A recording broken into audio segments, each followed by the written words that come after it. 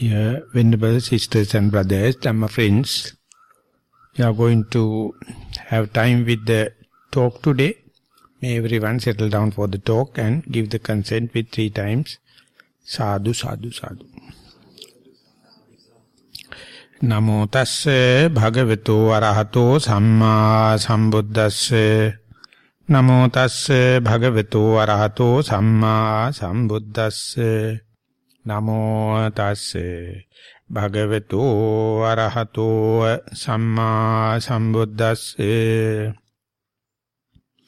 Katame tayo dhamma bhave tabba tayo samadhi savitakka savicharo samadhi avitakka vicharamatto samadhi avitakka avicharo samadhi ti. Dear venerable sisters, brothers and Dhamma friends, we are somewhat familiar with this quotation now, which I extracted from the Dasuththara Sutta, the last discourse in this long discourses, Digha Nikaya.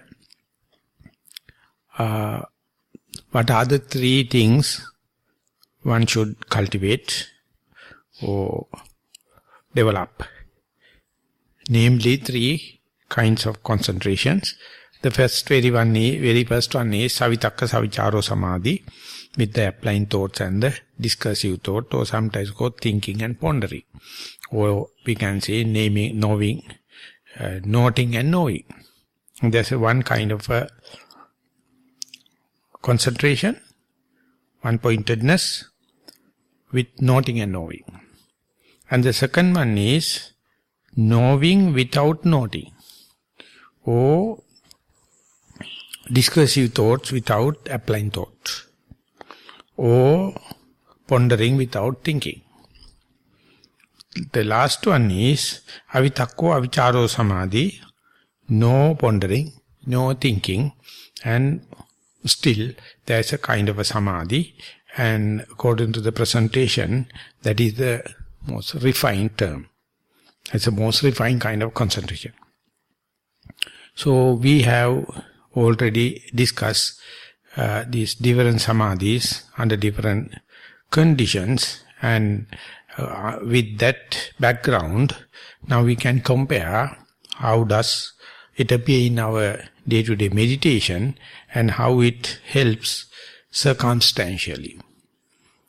For that we have to understand, when we are becoming a meditator or a mendicant, that means specifically when we become a full-time meditator or residential meditator, as an ordained or non-ordained, it's a kind of a big jump from the household life, and we can say we are halfway through because of this renunciation, partly. Other one is because of our moral restraint. So when and where any basic problem pertaining to our renunciation and renunciated life, when and where we have any problem pertaining to broken precepts or morality, or when we are refined the moral conditions or morality as such, the Savitakka Savichara Samadhi is the technique we have to use. Whenever we renounce, our mind become more irritated, because it is so sharp on subtle points.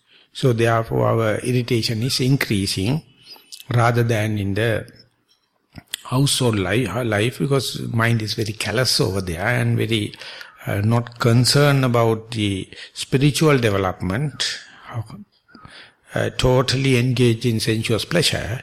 So therefore we have a lot of ways and means. When and where mind is getting disturbed, we find hobbies, we find the pastime, association and socialization, lot of ways we try. But when and where you renounce, all these techniques and tactics we do not have, but you are again and again living kind of a mendicant or concentrated life. So therefore, when and where any irritation happen, they become very amplified or increased. So under such circumstances, the domanassa, the mental suffering, two kinds. One thing is household type, and the other one is renounced type. Geyasita domanassa and nekkamasita domanassa. Geyasita domanassa is when your child is sick and house is burnt or mother is died and whatever may be pertaining to your day-to-day life. And you can read them in the newspaper and the news in the television and all the kind of thing. That is we call household kind of a suffering. But when you renounced, you are not worried about that. Even if it is worrying, it is not only at the mental level, but your mind is worried, mind is associating sexual pleasure, sensuous pleasure. Your mind is associated with the hatred. Your mind is associated with sloth and tower. Or it is associated with the past remorse and the future excitements or doubts. Or you have doubts about broken precepts. Or whatever may be. So these things are tormenting and torturing, and therefore there is a kind of a renounced kind of a dissatisfaction. There is a kind of a suffering. So one has to understand these two. And only the renounced people can understand two. Why, as far as we are in household, we don't know. We have not taken step. And this savitakka savichara samadhi is not for the household kind of suffering. So for the household kind of suffering, you have to go to the bank manager, you have to go to the lawyer, you have to go to the doctor, you have to go to the counselor, you have to go to the blah blah blah blah. But when you become a mendicant, that is not the way, unless otherwise you are seriously sick, and only you have to understand noting. Noting. And then knowing, I am suffering due to the irritation pertaining to 5 hindrances. Or irritation due to my broken precepts. Or irritation because sounds are happening. Irritation because thinking. Irritation becoming bodily pains. They are nonsense for the household life. But when you come to the meditation, they are the one occupying our mind, and it's called obsessional kind of defilement. Mind get obsessed.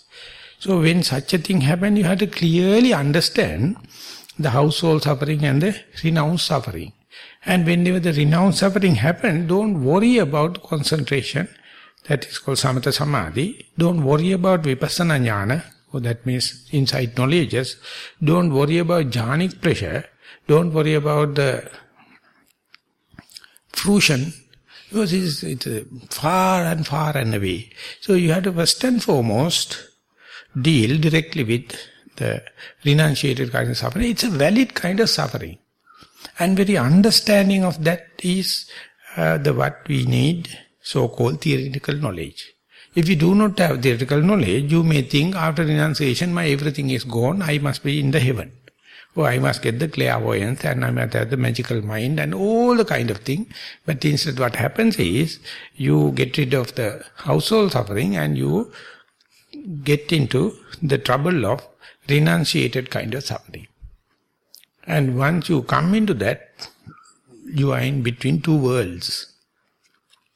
You are yet to understand what does it mean by renounced kind of suffering. And of course, when we are looking at the yogis, you can see we all are in asylum. Whenever you renounced, you come to a different kind of a changing the ward in the asylum life. There's another kind of so-called mendicants. They are all in the same boat. And for them, the technique is the noting. Vitakka vichara. That means you have to understand when and where you settling down in your sitting posture, when and where you are going to have a walking meditation, when and where you to try to do slowly, mindfully, silently the day-to-day activities. So whatever you desired is not coming along. Instead, lot of distractions are happening. A lot of irritations are happening. A lot of self-criticism can happen. And you can find fault with a lot of other your co-meditators and fellow meditators. And you find the overall system is no good. The world is not flat, it is round. So we have to make the world flat first. So whenever you become renounced, you start, shall we get together and decide that world is flat, not the round? Or shall we accept that it is round and can we dance upon this round world? Or these are the things come into our mind. So to cut through and go into an understanding this renounce or mendicant kind of suffering, it's very difficult because we expect total lack of suffering just by renouncing. No, you have to accept there's a kind of a suffering you have to appreciate. That is called renounce kind of suffering. Then only you can do away with the household kind of suffering. Replacing household kind of suffering from renounce kind of suffering, you have to understand philosophically, to understand theoretically, and otherwise you will hate renounce kind of suffering. If you do not know, you are replacing the household suffering from the renounce kind of suffering. So, sensuous pleasure, you depending upon the seeing, hearing, smelling, touching, using the eye, ear, nose, tongue, body, you are replacing it. That is what we call transgressional kind of defilements. It's the most gross form, and that is barbaric. Now when you come to the renounce kind of suffering, you are having only the obsessional kind of suffering. Your 5 hindrances are challenging. Your precepts are not intact. And the expected concentration is not there. So, as far as this kind of question, this kind of friction, this kind of irritation is there, it's a clear indication you are a mendicant, you are a renounced person. We never appreciate it. As far as we are not appreciating, we are in two worlds. Renounce, but you are not get the membership. Get the membership because you think the renounced world is almost like enlightenment or almost like emancipation. Why should the irritation must come? Why should the self-criticism can come?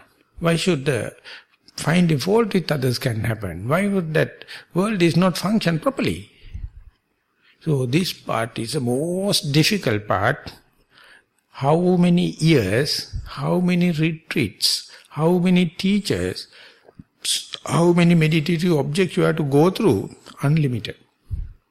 Because you never appreciate the renounced kind of suffering. So therefore in the Salayatana Vibhanga Sutta, the Buddha says, first and foremost what you do is replace the household kind of suffering with renunciated kind of suffering. So that means in order to get rid of this household kind of suffering, you have to embrace, you have to be glad with renounced kind of suffering. It is very difficult. Because our mind expects absolute frictionless way, absolute comfort zone, absolute lack of defilement. So that is why we are not pragmatic. That's why we select either the complete sensuous pleasure or self-hate, because you can't understand. It is not easy also. It is not easy. So what I am telling is, in the meditation jargon, the day you appreciate 5 hindrances, the day you appreciate this obsessional kind of defilements, then only you can do away with transgressional kind of defilements. If you are hating obsessional kind of means, that means you missed the bus. So how many retreats, how many years, how many life cycles, how many Buddha you have to go through to understand. So it is not clearly indicated, but in the Chula Sunyata Sutta or in the Pottapada Sutta, the Buddha is telling it, but our commentators, for 1,000 and odd years, they taught us to hate, in the first place, 5 hindrances. So we become irritated utterly. We become self-critical utterly. We become finding fault with others utterly and expect there may be some places, there won't be any obsessional kind of defilement till that I must not meditate, so I must wait till the next Buddha to happen. In front of him, there won't be any kind of friction. So I will make perfections proper. I fulfill perfection and expect Metteyata Buddha to happen, and then I can get a scholarship direct to the Nibbana. Utter fools. Utter fools. Foolish is only one step. In order to get rid of this obsessional kind of defilement, you have to take refuge of something. So you take the refuge of obsessional kind of defilement. So who the hell going to say that, just like pay respect to the Buddha, respect to the Kamacchanda, may my respect be to the Kamacchanda, may my respect be to the Vyapada, may my respect be to the Uddhachakukucha, may I respect for the sloth and torpor and doubt. Of course, that is not what I mean. What I am telling is, if you do not know that, you will never do away with this household kind of, or the transgressional kind of defilement. So therefore, after long retreats, little by little you are ready to put up with irritation. They put up with self-criticism. They put up with finding fault with others, and little bit of lousiness.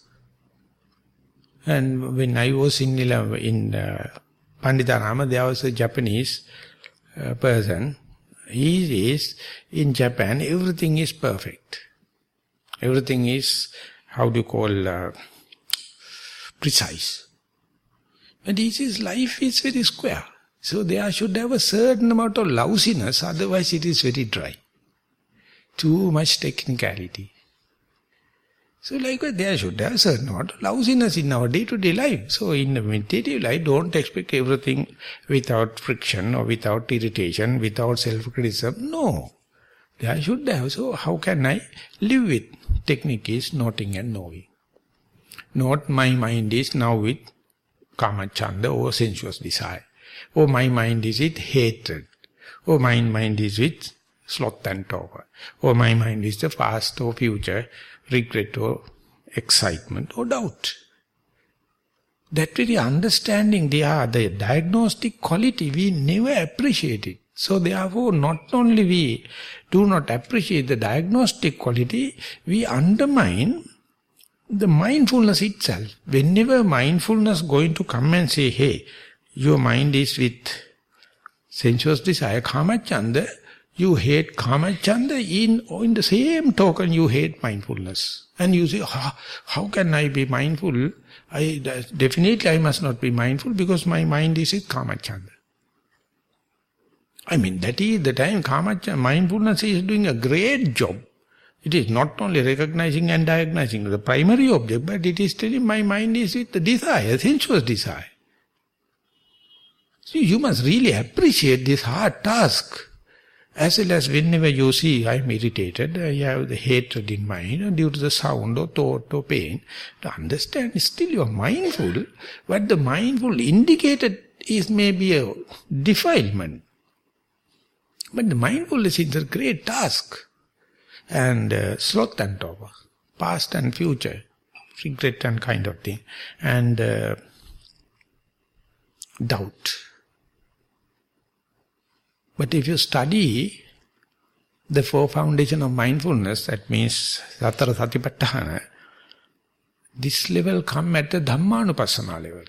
At the Dhammanupassana level, all the five hindrances you have to one by one, you have to meditate upon. By that time, Nissarana become Dhamma. Till that, Nissarana become Kunuharapa. Oh, that is become dirty. So after that long time, therefore, I am making the long story short. But theoretically, that is what does it mean. So therefore, early part to gain certain amount of equilibrium, gain certain amount of one-pointedness, you have to understand, take the primary object as the pivotal point. Take the primary object as the benchmark or reference point, and let others happen. When and where you get the upper hand, take refuge of the primary object. Others don't note. Let them go as background thoughts, background sounds, background pain. And highlight, appreciate, promote, facilitate as much as possible the primary object. And sometimes you can find your utter failure, only the pain, or only the sound, only the thought. Under such circumstances, you are dead sure, whatever may be, I can't reach primary object, I can see pain. Then not pain. You must understand where to not pain and where not to pain, not pain. As far as the primary object is viewed, neglect the pain. Facilitate primary object. If the pain is overwhelming, pain is crushing primary object and pushing away, only the pain is there, not pain. Exactly when and where the thoughts are overwhelming, no primary object, no clue. Under such circumstances, not as thought, or thinking. Or when and where sounds happens, and you can't be upon the primary object because the sound is so thudding and pounding, understand not as sound. And when and where you have the equal rights with the primary object and the sounds, then give the priority to the primary object and don't note sound. Go to the primary object and facilitate it, maximize it, cultivate it, promote it, and then you can understand slowly due to this noting and knowing, if the primary object becomes little by little the main actor in the drama, that's it. That is what the basic task of the vitakko savicharo samadhi. You know, primary object is normally repetitive object, it's a neutral one. So you take it as a pivotal point in order to understand your distractions. And one day you will understand you are not utterly mastering, you are not utterly concentrated, you are not utterly one-pointedness. But you can see primary object is, for example, in sitting, either posture or the rising and falling or in-breath and out-breath, whatever may be your primary object, it is more prominent, more frequent, more pervading. That is the function of the concentration called with noting and knowing. And exactly in walking, if you know I am not sitting, I am walking. Sometimes I can see left leg and right leg, but the thoughts are happening, pains are coming, sounds are coming, but my familiarity or my friendship, my seasoning with the walking posture is increasing. That means noting and knowing is helpful for you. In the day-to-day activities also, occasionally you come into being, you are brushing teeth and you know brushing teeth. Occasionally you know I am washing dishes, I know. Occasionally you know I am eating, you are eating, you know. You are bathing, you know. You are looking, hearing, and whenever such drops we call tags. Number of tags per day is increasing, that is the function of savitakko savicharo samadhi. A lot of other times you are not mindful, never mind. But historically or chronologically, you know, day by day it is increasing. Don't expect that to be 100%. That means don't expect whole day to be 100 mindful, but mindful thought moments are increasing, tags are increasing. It is called ink drop system. According to Venerable Dhammika, whenever you are using a blotting paper, and if you are using a fountain pen, and at that time you have to use the blotting paper, whenever you are wiping the old system, the fountain pen with the blotting paper, you get the drop, you get the mark of the ink. So you know once you have drop. And next day also you are using the same paper and you get some leaks in the fountain pen, you wipe it and you get the second drop. Likewise, more and more you use it, you get number of drops increasing. Likewise, day by day, your mindful drops are increasing. That is what you call the noting and knowing. And that is what they do in the warfare. In an unknown area, in a guerrilla way of fighting, they drop soldiers by helicopters in a one location, and further away another location, and further away another location. Ultimately, that team is slowly spreading. Ultimately, you can cover the whole area. That is how the governments are working with the guerrilla system.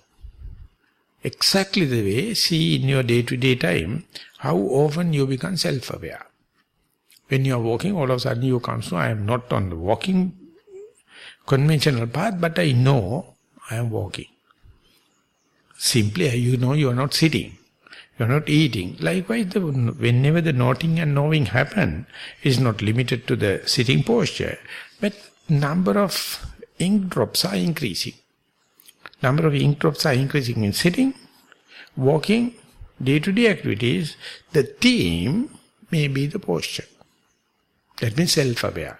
So when it is happening, you get better chances, more chances, frequent chances with the sitting, with your sitting posture or the primary object. And more you observe the primary object due to your skillfulness, due to your strategic use of noting and knowing, later you get a better, longer and consistent chances with the primary object. After certain amount of pondering, after certain amount of vichara or discursive thoughts, you get the landscape of your primary object.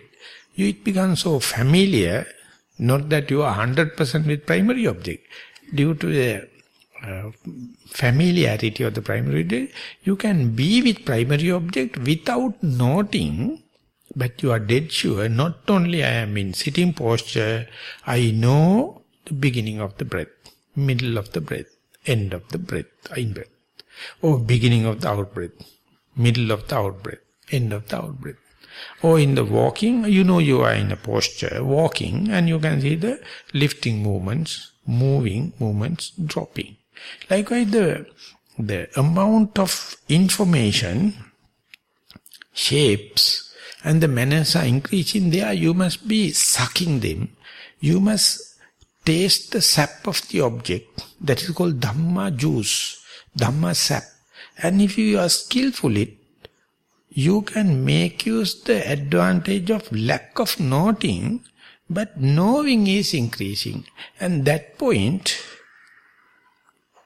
how to get the sap of Dhamma, how to get the juice of Dhamma, never been taught in classrooms, never been taught in our temples. So therefore, each and everyone is a beginner.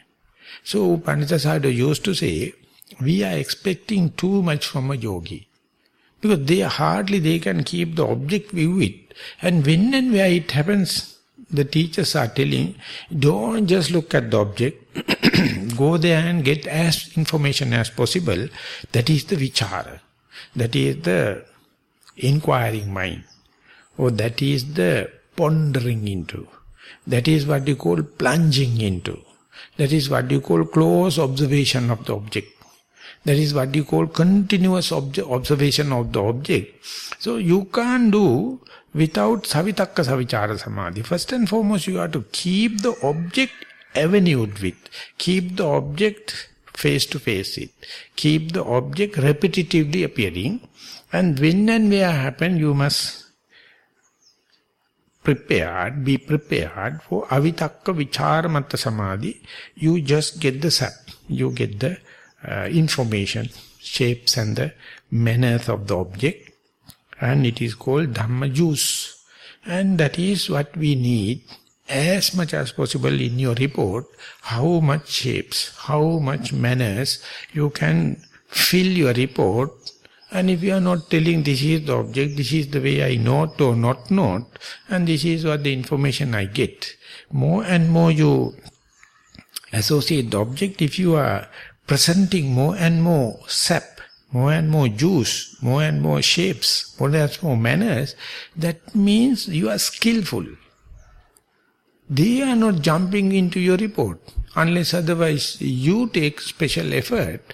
So therefore that is what you call pondering, that is what you call plunging, that is what you call penetrating into, and that is what the commentators say the character of the mindfulness is non-superficiality, penetrating it. Otherwise it is superficial, you go there but you never taste it, you come back, your mission is not complete. So when and where you have a touch, when and where avenued, when and where it is face to face with, just see, just taste, just experience, just feel the object, and the reporting is the only way the listener can understand whether you are talking about something imaginary or mind-made, or it is something reality. And that is called things as they are. That means you are progressing. No, it is enormous progress. And when it is happening, not superficiality, penetrating capacity. So Pandita Sayadaw says, when you are in a dinner table, there are some the vegetable dish prepared, and there are some boiled potato. And if you wish to have a part, you have to reach it with your fork and enter into the boiled potato, and you have to feel it. It is penetrating. There should have an angle, there should have a kind of a pressure, and when you take back the fork, it come with the piece of potato. If it is not penetrating, when you take the fork back, just the fork is coming. So see the angle, see the pressure. You can't hit it like that, you have to reach it. So this is what the Vitakka and Vichara.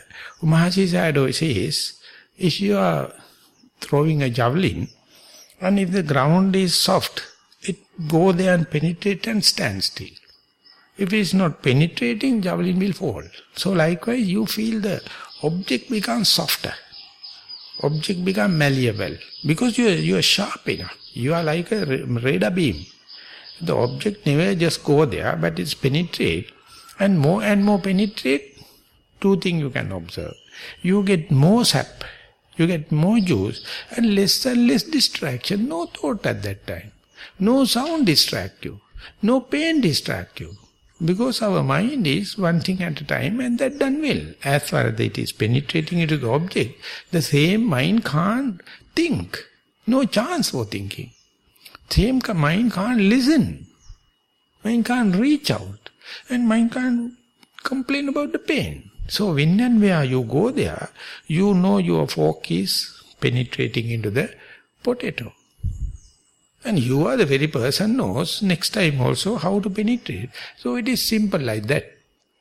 Of course, simple for me to talk. But when you are doing, you are still unborn baby-like. Not as beginners, but unborn. Because we never do this kind of thing in a contemplative way, with this full the morality and kind of thing. Now when it's happening, you can see, train your mind and change your brain. Whatever the task you want to know, you must have a kind of the penetration, and you must have a particular angle and particular pressure. Pandita Sayadaw says, when you take a box of matches, and when your stick is hitting on the side, imagine the angle and imagine the pressure. Otherwise it will not spark. And if you hit on the other side of the stick, never. You have to hit it in a particular angle, particular pressure, and then it spark.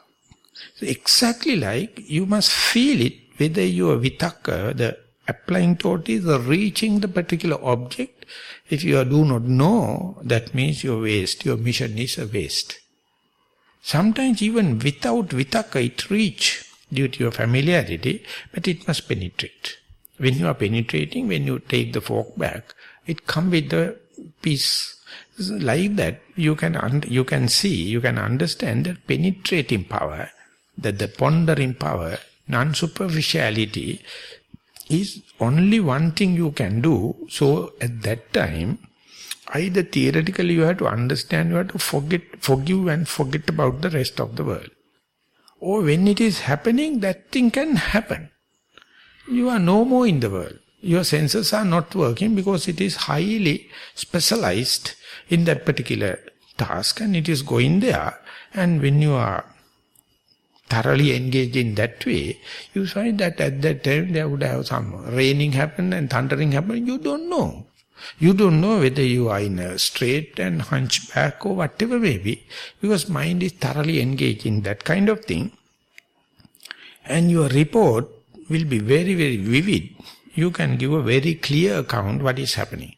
So that is the part we call from the renounced world to go into the material world. You are going into the primary object, that becomes your world. Not the renounced world, the primary object becomes your world. And there you can explain your primary object, many, many facets, many, many shapes, many, many manners. And the day that list is become exhausting, you see, it very dynamic, so much so, the distance between the observed object and the observing mind disappears. And the object become full of energy, or full of flux, or full of flow.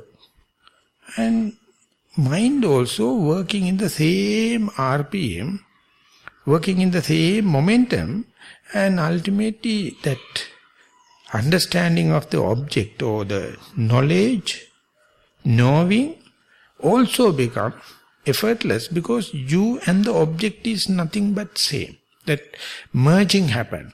That merging, before it happens, the merging between the in-breath and out-breath happens. Later, merging between your mind and the object happens. So they are happening very, very in a adventurous way. They are happening in a spontaneous way. So you keep on observing, you're pondering, plunging and penetrating. Ultimately you become one with the primary object. Whenever you become one with the primary object, you don't know whether you are inside the object or outside the object. It's so much so, you feel me and not me boundary disappears. When that happens, people have so much of idea about their body and their soul, they get cracks, they get upset, telling that, I don't know where am I have no sense about time, I have no any sense about the space, and you plunge into, it is go so deep, the object and observed object and the noting mind, they come together. In samatha meditation, it is called absorption. It's called going into the object. But in the vipassana meditation also, khanamattattitaka samadhi, patipakka vigamanena. No, it is in the Visuddhimagga commentary, it explains, nirantarang arammane pavattamano patipakka vigamanena appitoviya chittan nichalan tapeti. It comes so close, and ultimately no chances for the nivaranas to come, no chances for the hearing to happen, no chances for thinking and pain to happen. Ultimately the mind appears like a plunging into the object, and you become one with the object. And that's a shock, that's a kind of a leap, that's a kind of a quantum leap like. And you see now everything is happening in the by its own accord. But when and where you to think about your rational mind, it appears completely strange. Because this is irrational kind of thing, no time, no space. And when it is happening, unless otherwise you go prepared, you will complain as you get fainted, or you become unconscious, or you become unaware about what is happening, or type of outcasted, or kind of throwing away from this world like. That is what happens if you are going to meditate when there is no dispensation of the Buddha. and you are utterly lost. But in the dispensation of the Buddha, Buddha says, first vitakka vichara samadhi, and then avitakka vichara manta samadhi. Now you go into the object. It can possible. And when and where that samadhi happen, me and not me is not there. My effort is no more. Due to the momentum, just like when you are reaching a magnet with the pin, after a certain extent, up to a certain extent, you have to push the pin. And when and where it comes to the electromagnetic field, it's suck. The pin gets sucked into the electromagnet. Likewise, when you are pushing, after a while, it's just suck into the thing. And there you find in and out, gross and subtle, near and far, liking and disliking, all disappears. They are the kind of a samadhi happen, no vitakka, no vichara. Knowledge is not necessary because everything is the same. No lion share, no good and bad, no big and no head or tail. Everything is just knowledge. Your knowledge become excruciating, knowledge become torturing, knowledge become burning as far as you expect a partial of it. Partial knowledge is torturing. Partial knowledge is utter burning. So whenever you accept the totality, it is called understand the totality, it is a gift, it's an endowment. So it says, of course, maybe my trend will be taken to another side. Whenever the world created by the God, they were in a paradise, but God told, don't eat that fruit. That is knowledge. If you eat, you are deprived of the paradise. So what the Eva is doing? Eat the knowledge and seduce the husband. Next day when the God is coming, you are covered with your sensual sexual organ, then God is looking and the serpent is telling, just eat, this is knowledge. Moment you eat the knowledge to deprive of your innocence, deprive of your paradise. So whenever the knowledge is there, you are torturing yourself. You are burning yourself. Because this knowledge is worldly knowledge, it is sectarianism. Moment you accept the totality, your utter innocence, you are back in the paradise according to the Thomas Merton. He is a Trappist monk. He has meditated so much. He says, Buddhism is teaching us to go back to the paradise as far as we are innocent. You accept everything. You accept because now you are inside the object. No good and bad, no gain and loss, no pain and pleasure. This is totality you are ready to accept. There are no pinpointing, there is no adverting, there is no directing of kind of thing because you are in the mother's lap. My mother will take care of the security, mother will take care of the food, mother will take care about the love and everything. Why should? Likewise, you go into that and there, it is not the total time of your sitting, but occasions are there. Sometimes you will see utter lost. Sometimes you may call it as the seclusion. Sometimes you may call it is unnameable, but if you correctly say, it is full of pleasure. Or you say it is a full of contentment, full relaxation. So the same thing, some people say, I am completely unconscious, I am completely lost, no address, I don't know where I may be, please refuge, please take me, give me a helping hand, I am lost. The other person says, within this very life, I have some islands where I can get into. I have nothing to worry about the figures, good and the bad. It's a paradise. It is a blessing. It's a solitude. It is a contentment. But it is momentary. So, till that, up to that point, the Buddha is pushing you. And if you misread it, Buddha never come to you and he says, oh, you are not mature enough, take time. And even if you go back and have your sensuous life, no problem. But if you are mature enough, it can say, your natural selection going to say, this is the way out. Then the Buddha says, now you know the liberation, find the pathway. That is, look at the world from this viewpoint, Sammaditthi. As far as you are going to grab the whole world, you are utter failure, have a reductionism, have one particular object, one particular materiality, take it, make it sure it is repetitively applying and it is neutral, even if it is boring, even if it is monotonous, even if it is sleepy. Be with it. Strive through. The moment you go into that particular tiny object become your whole world.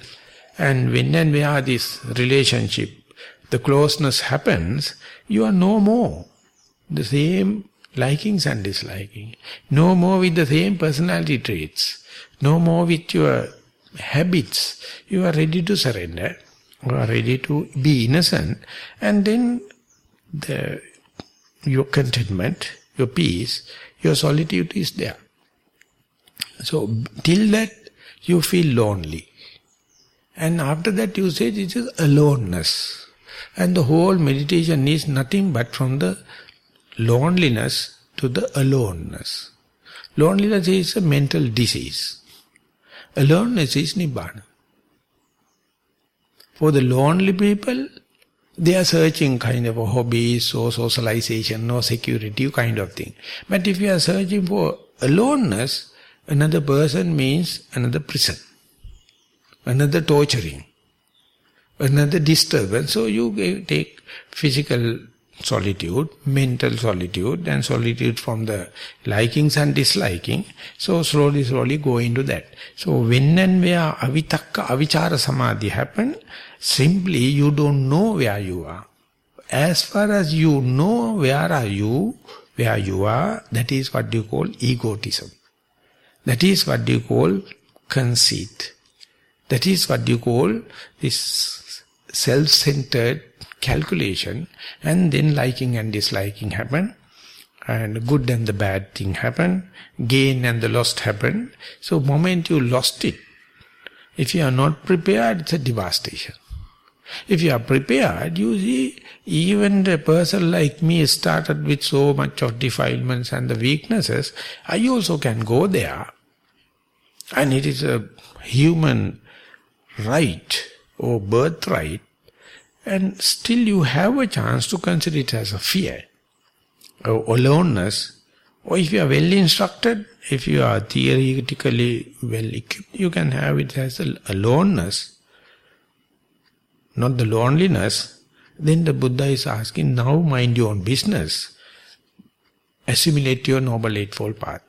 Assimilate the Sammaditthi, look the world from that point, and your thinking, your thought is not miccha sankappa. Miccha sankappa means kama vitakka, vyapada vitakka, vihinsa vitakka, thinking about the sensuous gratification, or hatred, or disturbing others, or torturing others. But instead the samma vitakka, one-pointedness, nikkamma, avyapada, avihinsa, consider the whole world, whole living being as me, or mine, or myself, and no discrimination. So this cannot happen. Even the world WHO, or UNDP, or NATO, bloody fools.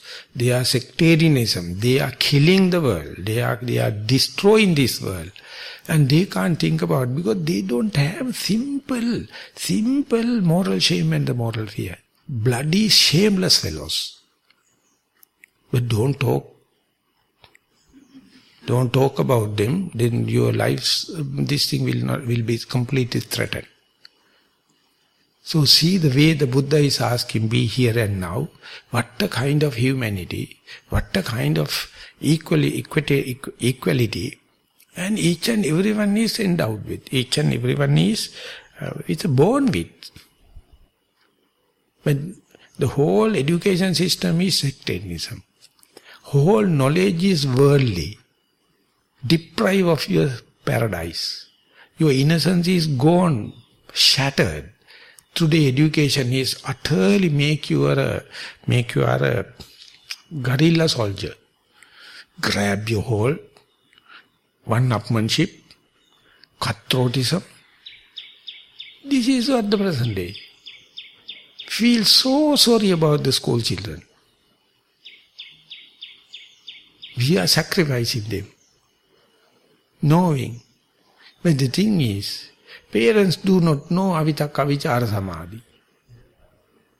So how the hell they can lead it to the proper school? How the hell they can select a proper teacher?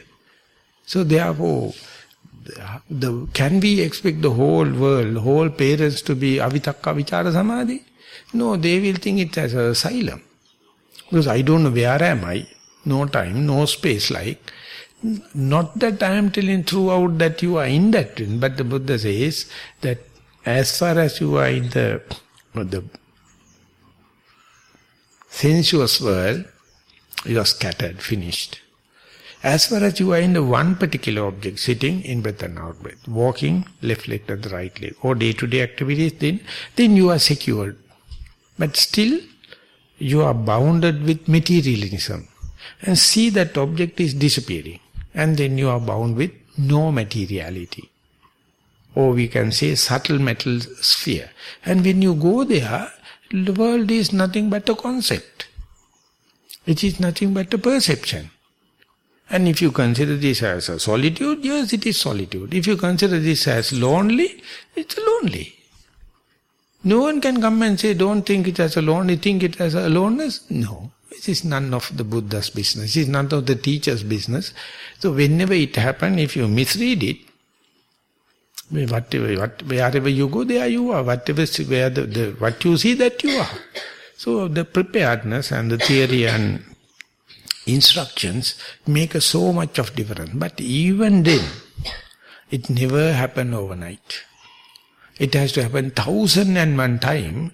So what a sacrification you have to do to adjust your livelihood, to take care about what you are talking, take care about what you do, take care about what your livelihood, it's a biggest sacrification.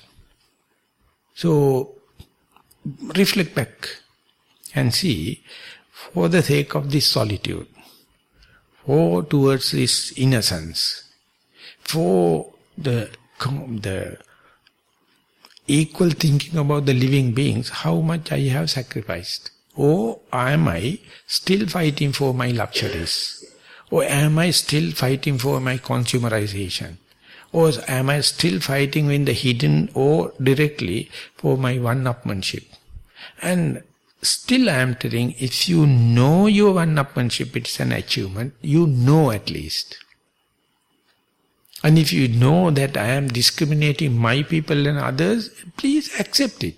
Then only you can heal it. Then only you can find a way out. Or do away with that. Or cure that disease. So we have so much of fear for this diagnosis.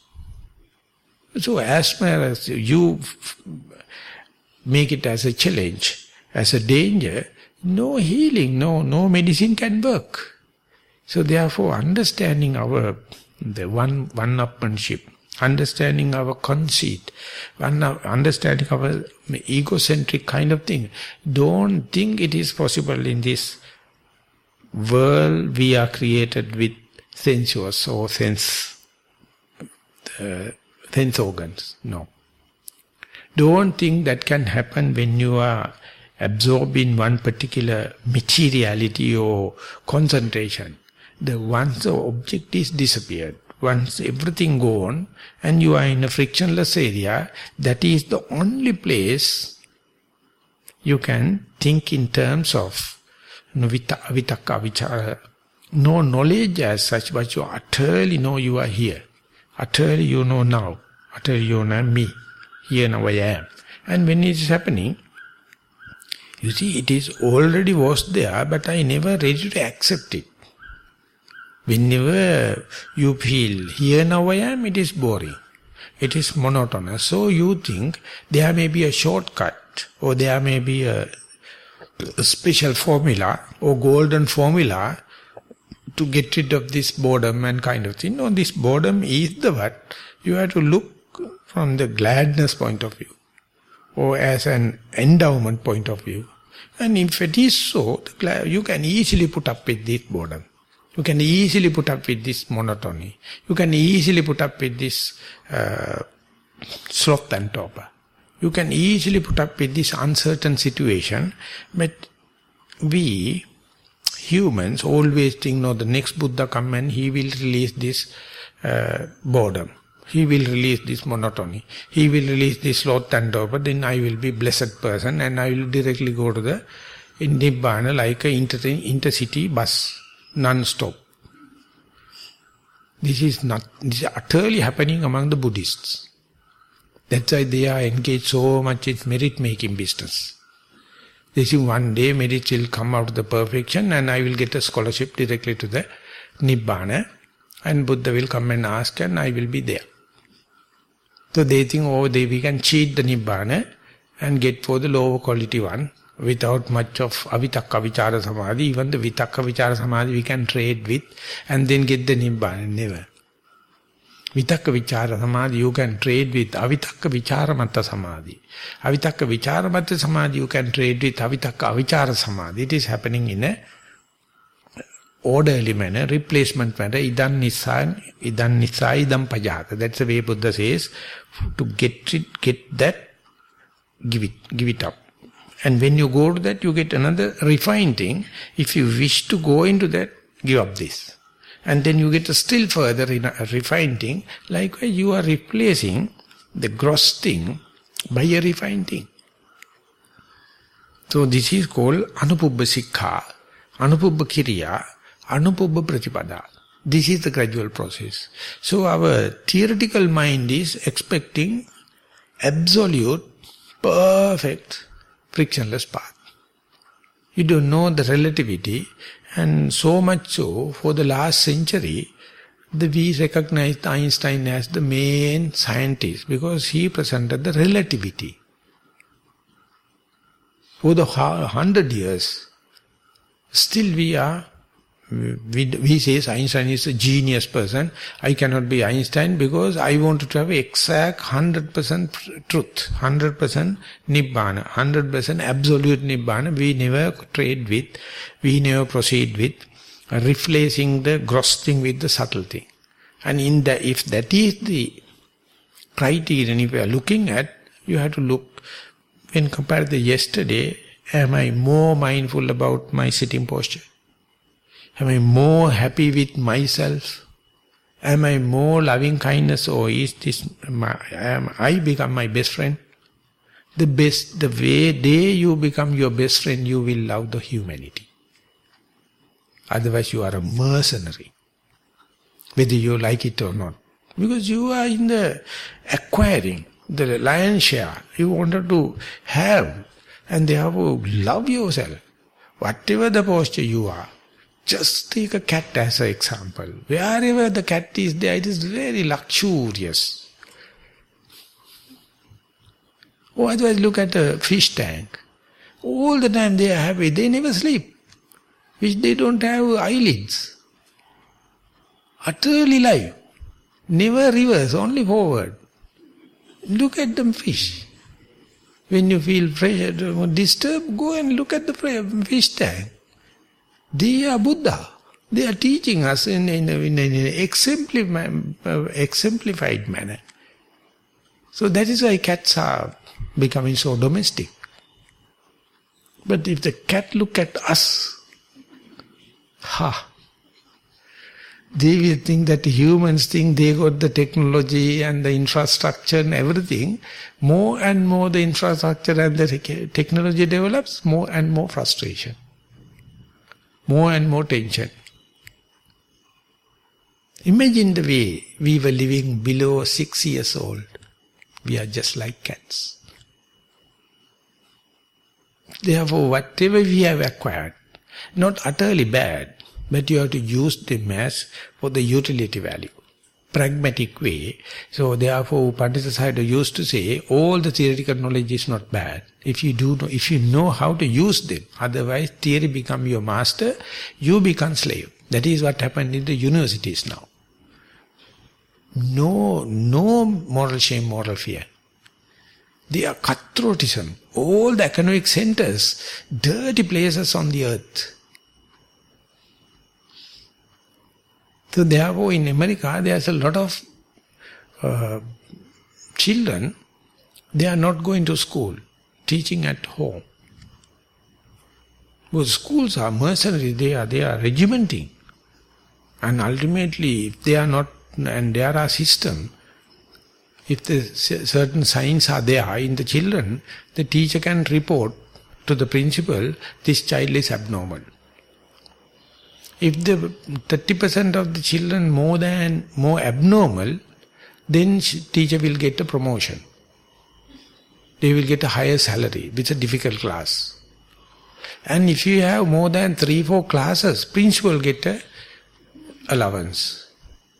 And they are listing now, when you are listening to the class teacher, this must be the behavior. Of course, that behavior must be a dead child. Living children always abnormal. And ultimately, when it is happened, they must go for Ritalin, the psychedelic. If the parents are complaining, no, I am not happy, parent has to go to a psychiatrist, counseling.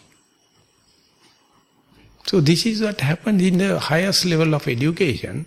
So if it is the education, it's a cancer. And we can't teach them come inwardly, because this is none of their business. They never think here and now. They think we have to learn Einstein. We have to learn Isaac Newton. We have to formula, and then definitely outwardly. But still you see, this is what happened in the world at large, society at large, but the teaching of the Buddha is still valid. No campaign. If you wish, you can volunteer and you can do away with the materiality and consider this as solitude, consider this as a contentment, consider this as a pleasure, then you are there you are. Instead if you are telling this is outcasting, this is a kind of a loneliness and this is, then you can go back, no problem. So therefore, the Venerable Sariputta is telling there are 3 kinds of concentrations and one after the other it is refining.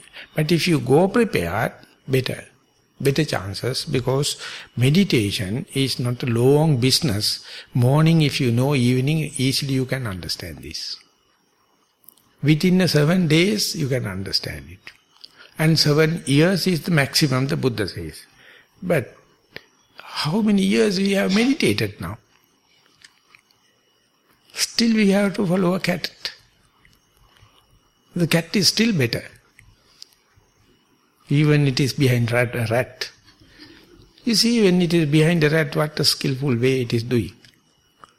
And therefore, give a radical kind of a reflection and see when to use noting, when to use knowledge without noting, and when to use no noting, not knowing, just in the paradise.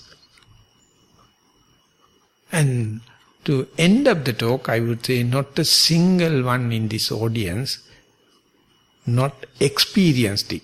Everyone experienced it, but everyone hates it. They don't know how to appreciate it because your theory knowledge is not enough. Your pragmatic or the rational knowledge is not enough, and your meditation is not enough. So therefore, overnight that will not happen. But how much you deny it, never mind, the day you appreciate it, electrically you are there. That is why the Buddha says, it is akalika, the time is immaterial, because you are rejecting so far. Moment you accept it, there, you are there. It is like electric. So therefore that electric kind of understanding or changes never happen savitakka savichara samadhi. Never happen avitakka vichara matta samadhi. It is happening only in avitakka avichara samadhi, and let the openness happen. Let the electric thing happen, then you are rejuvenating. You become a childlike psychology. So both must be go there. Meditation as well as this preparedness. Hope today talk also helpful you to give a radical reflection and do meditation. Strive through just like a child, just like a beginner's mind.